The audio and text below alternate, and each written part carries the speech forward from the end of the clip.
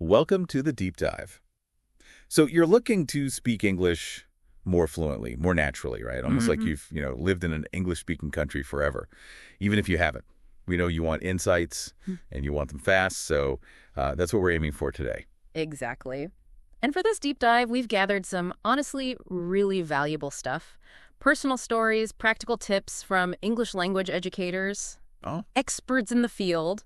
yeah. And it's interesting how certain strategies just keep coming up again and again. Absolutely. And one central question, really, from our sources is, Yeah. how can you speak English like a native Right. without actually living and working there? Right. So our mission today is to explore the answers, figure out the best methods, and really get why they work. Okay, let's get into it. That's good. First big thing that seems to pop up everywhere is this idea of creating your own sort of English world Yeah. wherever you are. Yes, exactly. One source calls it living with English, which basically means weaving it into your everyday life. Well, consistently listening, speaking even just to yourself at first, thinking in English, reading, writing, every single day, making it, unavoidable. So you're building your own immersion bubble, basically. It doesn't matter where you physically are. Precisely. And part of that has to be trying to connect with actual English speakers, right? Even online. Oh, absolutely vital. But, while creating this environment is key, we also need to be realistic. Yeah. Getting that natal-like fluency, Yeah. it doesn't happen overnight. Yeah. It takes time. You've got to build that foundation first. Grammar, vocabulary, that's step one. Yeah, that makes total sense. Foundations first. So speaking of vocabulary, our sources have some pretty smart takes on how to build it effectively. They do. And what's really interesting is the focus on starting with common everyday words, the stuff you use all the time. Okay. There was this anecdote about a learner, I think they were Chinese, who practiced greetings so much that, "Hi, how are you doing?" just became automatic, reflexive. Ah, right, like muscle memory for language. Exactly. Getting those basic phrases down pat, that's the cornerstone.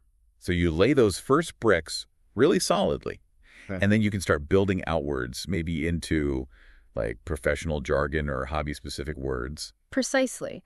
But, and this is important, the sources also warn against relying too heavily only on bilingual dictionaries or those machine translation tools. Why is that? I mean, they seem helpful. They can be a starting point, sure, but they often miss the nuances, the context. A word isn't always a direct one-to-one swap. Okay, I see. So what's the alternative?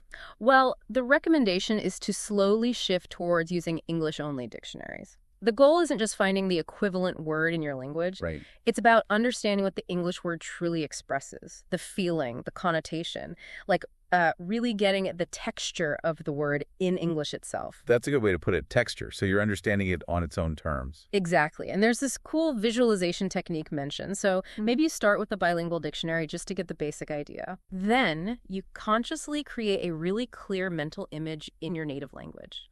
Let's say the word is banana. Right. Picturing a banana, yellow, curved. Yep. But then the crucial step is linking that visual directly to the English word banana. You try to bypass thinking of the word in your own language. Ah, forging a direct link. Word to concept. Exactly. That helps build those reflexive pathways we need. And, this actually helps explain something, why some people live abroad for ages but never get truly fluent. Yeah, that's always puzzled me. Well, a big reason, according to our sources, can be that they're constantly translating everything in their head. Back and forth, back and forth. It must be exhausting. Totally.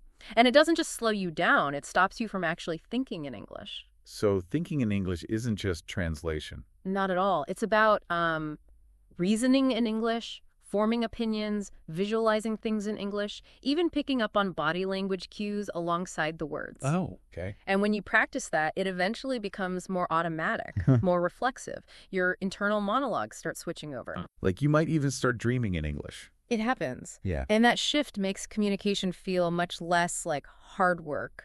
We actually have some concrete examples, don't we? Like Sophia, the French intern. Oh, yes, Sophia. She found simple things like ordering coffee or writing an email really tough at first because her brain was doing that constant French to English translation. It really shows how much mental energy that takes up. Absolutely. So the advice includes some really practical things you can do, like just describe your surroundings to yourself quietly in English. Like a running commentary in your head. Exactly. The sky is blue, that car is red. Simple stuff.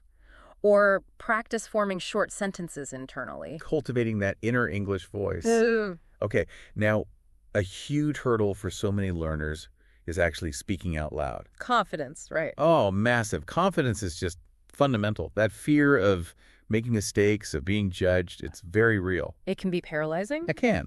But here's the encouraging part from our sources. Mm-hmm. Most native speakers, Mm-hmm. they're actually pretty understanding. They appreciate the effort. Yeah, they're usually happy to help. It's more about making the connection than getting every word perfect, especially at first. That's good to hear. So how do you build that confidence? Well, there are concrete steps. Practice talking in front of a mirror. Seems silly, but it helps. Mm-hmm. Talk with friends or family who are supportive.